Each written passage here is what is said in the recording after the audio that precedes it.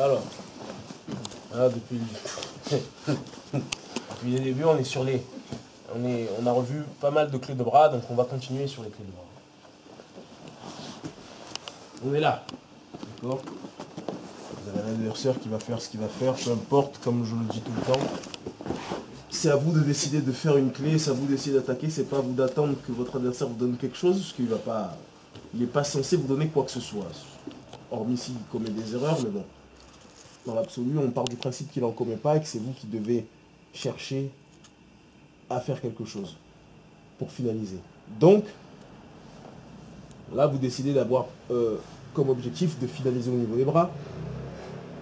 Ce que vous allez essayer de faire, là, on voit que il me contrôle un peu la jambe quand même, il rentre son coude à l'intérieur, donc ce qui fait que si moi j'ouvre là, automatiquement ma jambe va se retrouver écartée et je vais me retrouver embêté parce que j'ai l'autre coude ici qui bloque ma hanche, plus celui-là maintenant et son pied ici, donc je me retrouve dans une situation où en vérité je vais être complètement bloqué, c'est lui qui va continuer à passer la garde. Donc, quand on est dans cette configuration là, la première chose à laquelle il faut penser, c'est enlever le coude, soit vers ici, soit vers là, soit au moins tenir ici pour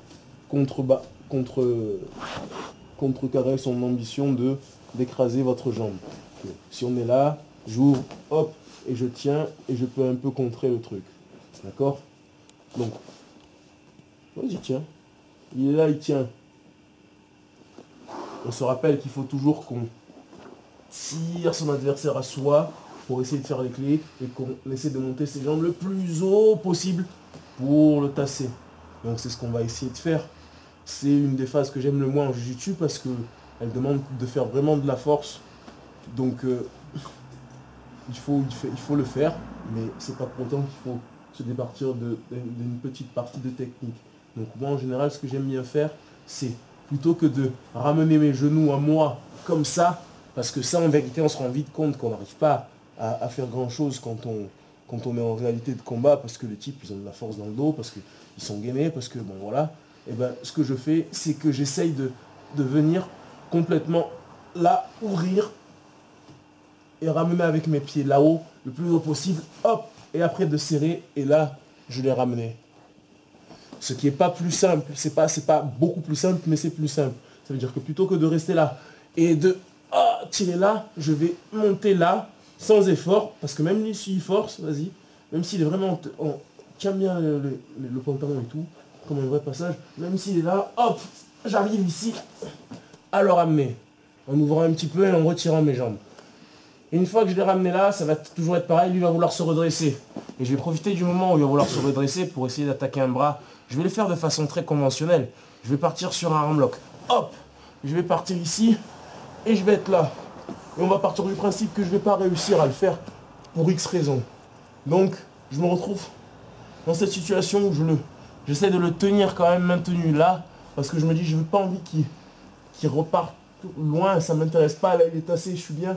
Et puis l'un dans l'autre, j'ai ma jambe ici qui bloque son épaule, et ça veut dire que lui il n'est pas super bien. Même si j'arrive pas là à attraper ce bras parce qu'il est en train de l'enlever, au moins je suis ici, et lui on va dire que voilà, il est exactement ici, il est en train de retirer son bras, mais je suis encore en train de serrer. Donc comme on peut le constater, j'ai plus son bras ici, mais j'ai une position dans laquelle je ne suis pas en fin de compte trop mal, c'est lui qui reste encore emmerdé. Donc qu'est-ce que je vais bien pouvoir faire de là pour réussir à malgré tout, pas malgré tout même, à finaliser mon avantage que j'ai encore un peu.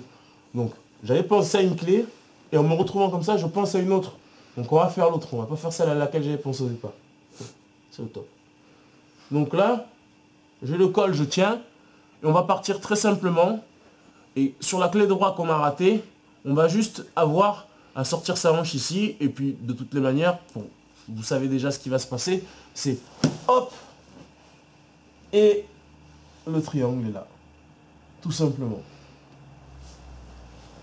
Donc on est là, on est en train de travailler, hop, on arrive à ramener, on monte ici, il tire, hop, hop, et là, vous voyez, j'ai fait exprès de mettre, moi de toute façon je le fais même souvent en combat ça, j'essaie pas de mettre le armlock direct ici en passant là, parce que quand je passe direct là, direct il tire son bras, et moi direct je me retrouve ici. Donc quand après tu te retrouves avec des types qui ont de la bouteille et du bagou, ils restent là, ils pressent, et c'est l'enfer. Donc, il n'y a pas de vitesse à avoir ici. Je fais ça, hop, et je reste ici.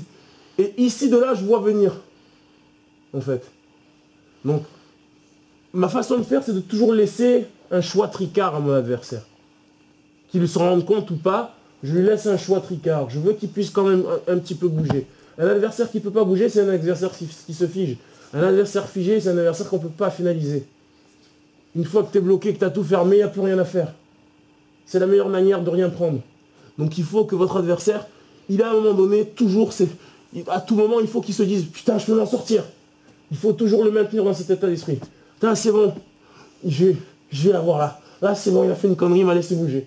Là, c'est bon. Il faut qu'il soit toujours dans cet esprit. Si vous arrivez à faire ça, vous êtes champion. Et là, c'est ça que j'essaie de créer. Quand je suis ici avec les jambes croisées, ce qui est une grosse erreur quand on va faire un arm lock, on est tous d'accord, on le sait maintenant. C'est une grosse erreur. Lui, il se dit, oh là là là, l'erreur de débutant, il a croisé, il tire son bras. Vite, hop, c'est très bien, tire ton bras. Et voilà, on n'en parle plus. Et il a dit, ah putain, je suis une saucisse, frère. Donc, pour revenir sur le truc, parce que vous savez que moi, pendant que je parle, j'essaie d'évoluer sur la chose. Pensez à ça quand vous attaquez. Faire les choses toujours en laissant à la personne le temps de réagir, parce qu'elle peut vous donner des choses qui vont vous faciliter la vie. Donc, quand on est là, sauf si, hormis un cas vraiment énorme, où voilà, vous avez un type un peu saucisson qui dort, hop, et vous arrivez à faire ça. Mais bon, vous allez arriver combien de fois? Sur combien de fois vous allez tourner, vous allez réussir à faire ça? En vérité, j'ai envie de vous dire, jamais, quoi. Sur 100 fois, vous allez le faire 2 fois. Et ce sera une fois un mec malade, et une fois un type qui vient du sambo, quoi. Je sais pas. Je sais pas. Mais sinon, vous n'allez pas arriver. J'aurais pu dire un autre nombre de clubs, mais j'ai dit, oh, bah, évitez. Donc là, on est toujours pareil. On a fermé la garde, on tient le col, on tient la manche, on ramène, hop, on monte toujours le plus haut possible. Là, il pousse, hop, je décale, et hop, comme vous constatez, vous voyez directement, je vais pas là avec ma jambe, je vais là. Je tiens ici. Je le tiens ici, et c'est celle-là qui est sur son dos, là, qui tasse. Et je tiens ici. Et de là, je vais commencer à travailler quelque chose. J'ouvre un peu, et j'essaye d'attaquer le bras pour qu'il le tire. Et quand il tire son bras, c'est là. J'ai juste à faire ça. Boum. Et là, je tiens pour pas qu'il puisse se tailler, parce que si là, je tiens pas, il se taille. Hein. Et là, je suis là, hop, et hop. Qu'est-ce que j'en ai passé, des triangles comme ça? J'en ai passé pas mal. Et puis, on est là, et on vient ici, et on fait taper. Donc, pensez toujours à ce principe, quelle que soit la position que vous allez, sur laquelle vous allez être, dans laquelle vous allez vous retrouver. Dès lors que vous avez décidé, que vous avez décidé de faire quelque chose, il faut penser à laisser un choix à votre adversaire, mais un faux choix, parce que en vérité, quand on vous dit que vous avez le choix, c'est que vous l'avez déjà plus, parce que le premier des choix, c'est de ne pas avoir à choisir. Donc si tu te retrouves à choisir, il y a déjà un problème, c'est qu'on réduit ton champ des possibles. Putain, c'est lourd, c'est... Le choix, c'est le sujet du bac. C'est... avoir le choix, est-ce encore la possibilité d'avoir un choix, quoi.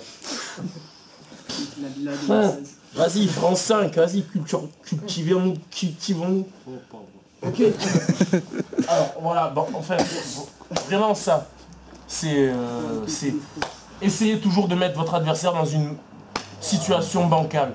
Et pour le faire, pensez qu'il faut que vous ayez le contrôle de la situation. Donc, laissez bouger, mais sachez ce que vous laissez, sachez ce que vous donnez, et sachez surtout ce que vous risquez, parce qu'on risque toujours quelque chose à laisser bouger son adversaire. Mais il faut savoir là où on risque le moins. Voilà ce qu'il faut réussir à mettre en pratique. De mon point de vue, c'est ma façon de voir le jiu-jitsu. Après, il y en a qui vous diront autre chose, mais moi c'est ma façon, je la trouve pas mal. Ok ? Voilà, on est bon.